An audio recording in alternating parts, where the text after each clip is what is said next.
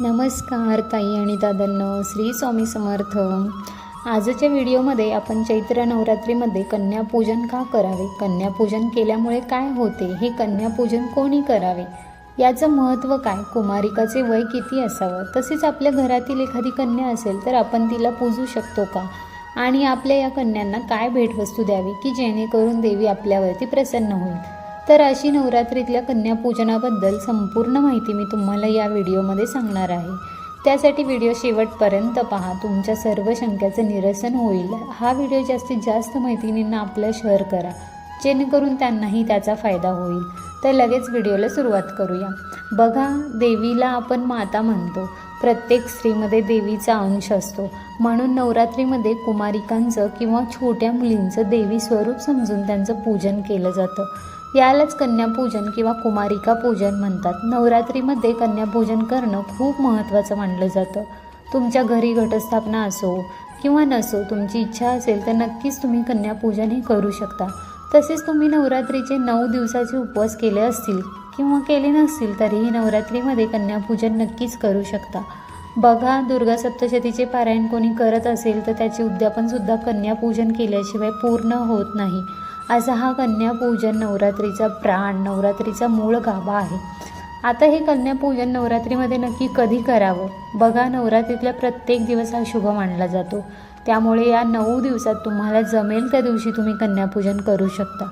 तसं तर अष्टमी किंवा नवमी दिवशी जर तुम्ही कन्यापूजन केलं तर ते जास्त प्रभावी मानलं जातं. पण स्त्रियांनाही इतर बरीच कामे असतात, त्यामुळे तुम्हाला जमेल त्या दिवशी तुम्ही कन्यापूजन करू शकता. आता बघा, कन्यापूजन कोणी करावा, तर स्त्री किंवा पुरुष हे कन्यापूजन करू शकतात किंवा जोडीने पण कन्यापूजन करू शकतात. फक्त एक गोष्ट लक्षात ठेवा, आपण ज्या मुलींचे पूजन करणार असाल त्यांचं वय साधारण 2 ते 10 वर्षापर्यंत असावं. कारण 2 वर्षाची मुलगी असते तिला कुमारिका म्हटलं जातं आणि सोबतच एक मुलगा म्हणजेच बटूक भैरवाचा आपल्याला पूजन करायचं आहे.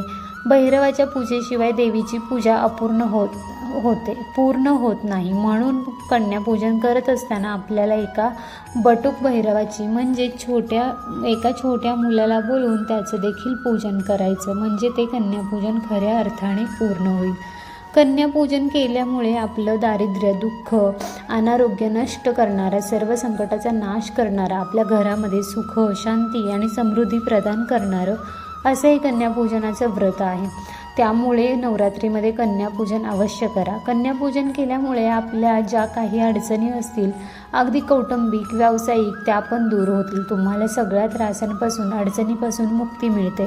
कारण त्या कुमारिकांना आपण साक्षात देवीचं रूप मानून त्यांची पूजा करत असतो, त्याचा मान सन्मान करत असतो आणि हे सर्व आपण त्यांना देवीचं रूप मानून करतोय. त्यामुळे आपल्याला ज्या काही समस्या, आयुष्यातील अडचणी असतील त्या दूर होतात. नवरात्रीला प्रत्येक दिवस हा देवीच्या पूजनासाठीच समर्पित आहे.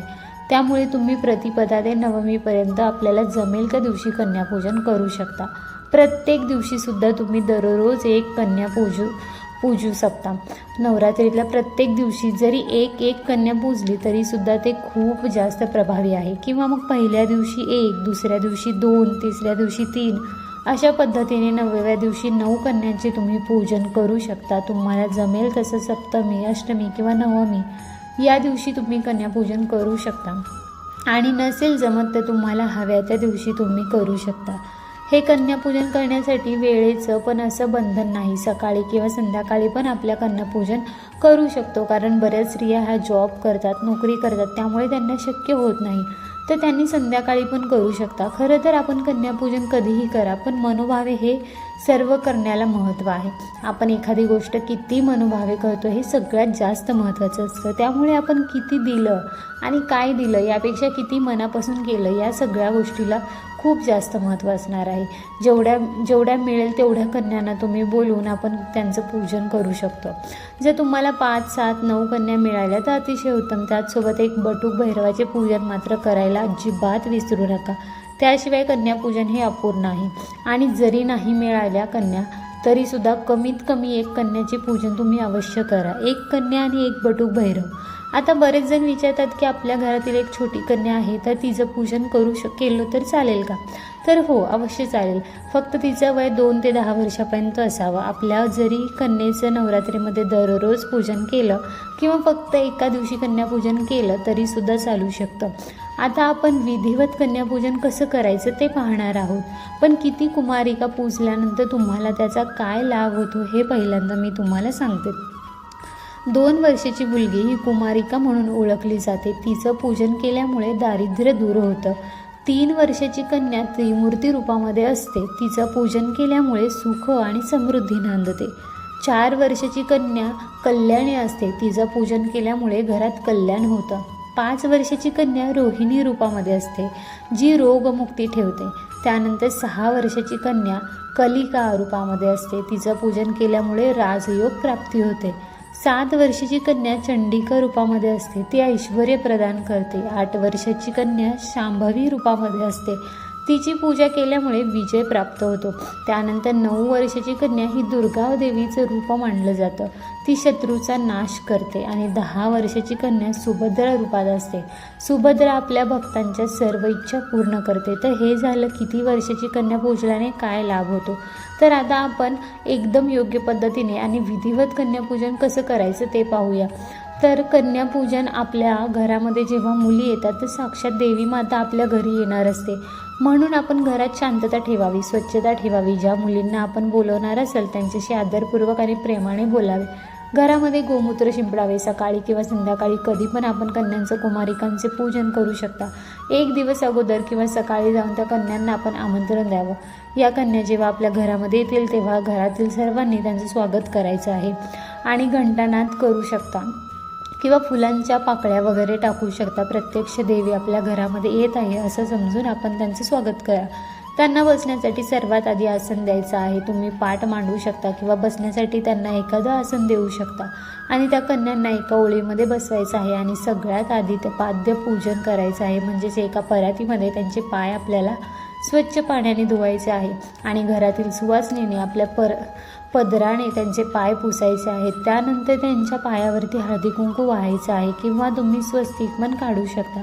त्यानंतर त्यांना देखील हळदी कुंकू लावायचं आहे. नंतर देवीला ज्या वस्तू आवडतात, वेणी, गजरा, बांगड्या किंवा शृंगाराच्या कोणत्याही वस्तू तुम्ही त्यांना भेटवस्तू म्हणून देऊ शकता. तसेच शाळेसाठी लागणाऱ्या वस्तू पण तुम्ही त्यांना भेट म्हणून देऊ शकता. त्यानंतर त्यांना ओवाळायचं आहे. बरेच जण भोजन पण देतात. तर भोजनामध्ये तुम्ही देवीला आवडणारे पदार्थ, पुरी, खीर, शिरा हे पदार्थ तुम्ही त्यांना देऊ शकता किंवा फक्त दूध जरी दिलं ना तरीसुद्धा चालू शकतं. जे आपण ड्रायफ्रूट्स वगैरे घालून दूध बनवतो ते सुद्धा तुम्ही मुलींना देऊ शकता. देवीला दूध पण अत्यंत प्रिय आहे किंवा आपली इच्छा कशी असेल, आपली परिस्थिती कशी असेल त्यावर सुद्धा अवलंबून असतं.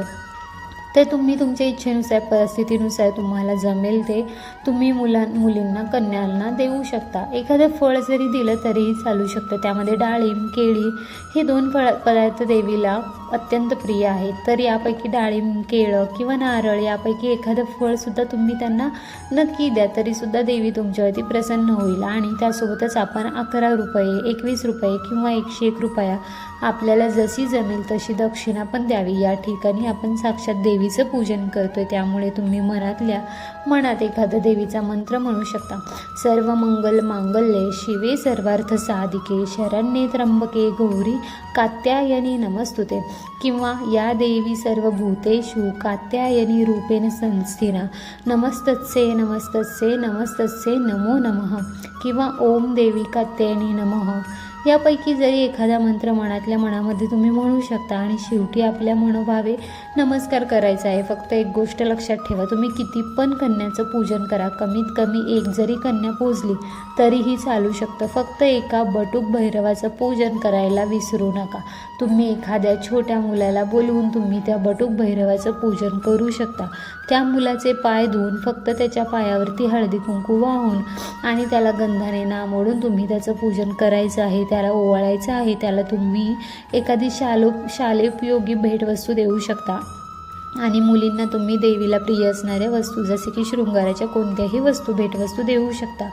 तुम्ही मेहंदीचं कोन असेल किंवा मुलांना पेन वगैरे ठेवण्यासाठी मुलींना पाऊच वगैरे असतात, तुम्ही स्कूल बॅग देऊ शकता, टिफिन बॉक्स देऊ शकता, वॉटर बॉटल देऊ शकता, कंपोस्ट देऊ शकता, म्हणजे काहीही आपल्याला भेटवस्तू म्हणून त्यांना द्यायची आहे. पण चुनरी जी आहे ती महत्त्वाची आहे, ती देखील द्यायची आहे. तसेच या कन्यांसोबत जर आपण एका मुलांचं म्हणजे बटूक भैरवाचं पूजन केलं तर खऱ्या अर्थानं आपलं कन्यापूजन पूर्ण होतं. त्यामुळे या कुमारिकांबरोबरच तुम्ही एखाद्या मुलाचं बटूक भैरव म्हणून पूजन नक्की करा. बघा, कन्यापूजनासाठी अष्टमीला जास्त महत्त्व असतं. तसेच मासिक पाळी, सुतक, विटाळ याच्यामध्ये तुम्हाला कन्यापूजन करता येणार नाही. तर मासिक पाळी असेल तर घरातील दुसरी स्त्री तुमच्या घरात असेल तर कन्यापूजन करता येऊ शकतं. सुतक, विटाळ यामध्ये कन्यापूजन करता येत नाही. अशा पद्धतीने आपण अगदी विधिवत कन्यापूजन केलं तर आपल्यावरती देवी नक्कीच प्रसन्न होते आणि देवीचा आशीर्वाद आपल्याला मिळतो. तर तुम्ही पण या चैत्र नवरात्रीमध्ये अष्टमी किंवा नवमीला म्हणजे चंद्र 26 मार्च गुरुवार किंवा 27 मार्च शुक्रवार या दिवशी तुम्ही अशा पद्धतीने अगदी विधिवत कन्यापूजन नक्की करा. तुमच्यावरती पण देवी नक्कीच प्रसन्न होईल आणि तुम्हालाही देवीचा आशीर्वाद मिळेल. तर कसा वाटला तुम्हाला आजचा व्हिडिओ मला नक्की सांगा. आवडला असेल तर लाईक करा, जास्तीत जास्त मैत्रिणींना शेअर करा आणि असेच नवनवीन व्हिडिओ पाहण्यासाठी आजच आपल्या या चॅनलला सबस्क्राईब करा. व्हिडिओ शेवटपर्यंत पाहिल्याबद्दल अगदी मनापासून तुमचे मी खूप खूप आभारी आहे. धन्यवाद. श्री स्वामी समर्थ. जय जय स्वामी समर्थ.